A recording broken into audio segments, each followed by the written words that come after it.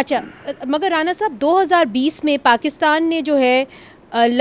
جیش محمد اور جماعت الدعوہ کے 964 ایسٹس جو ہے ان کو فریز کر دیا تھا.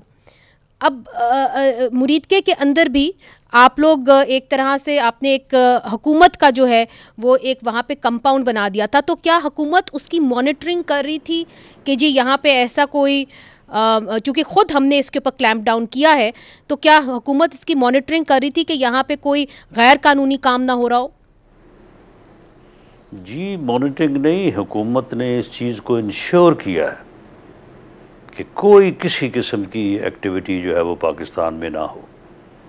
وہاں پہ جو ہے وہ پوری شرح صدر سے اور ضمانت سے یہ بات کہی جا سکتی ہے کہ بہاولپور اور مریدکے میں جہاں سے یہ پہلے کوئی شکایات جو ہے وہ پیدا ہوئی تھی, وہاں پہ بالکل every thing is clear,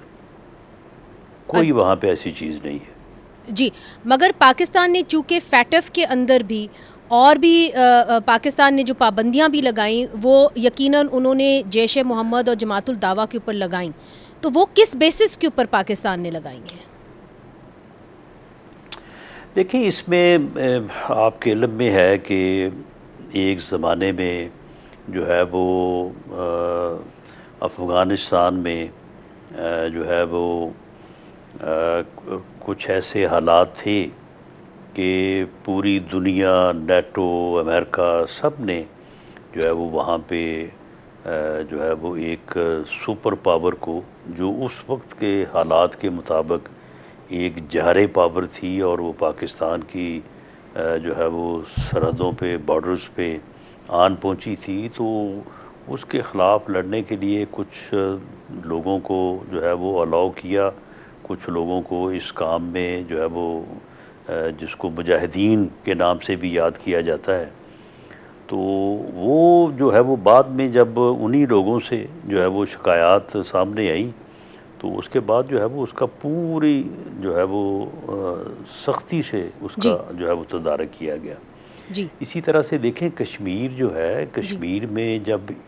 Hindustan کی 7.5 لاکھ فوج اتنا ظلم کرے گی, تو اس ظلم کے ری ایکشن میں وہاں سے کوئی نوجوان جو ہے وہ ہتھیار اٹھا سکتے ہیں.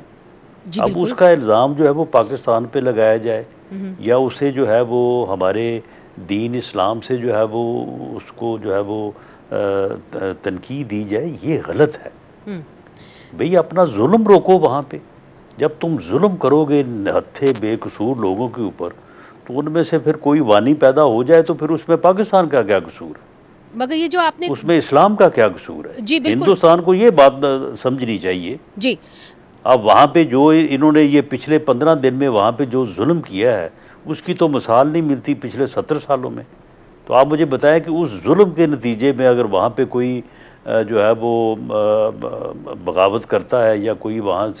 پہ ہتھیار اٹھاتا ہے, تو کیا وہ پاکستان کا قصور ہے؟ اور افسوس کی بات یا یہ وہ اسلام کا قصور ہے؟ افسوس کی بات یہ ہے رانا ثناء اللہ صاحب کہ یہ جو ہاسٹیلٹی رہی ہے ہندوستان اور پاکستان کے درمیان, تو سب سے زیادہ جو بھگتا ہے وہ کشمیریوں نے بھگتا ہے, چاہے وہ آزاد جموں کشمیر کے کشمیری ہوں یا مقبوضہ کشمیر کے کشمیری ہوں. سب سے زیادہ ہلاکتیں یہیں پہ ہی ہوئی ہیں.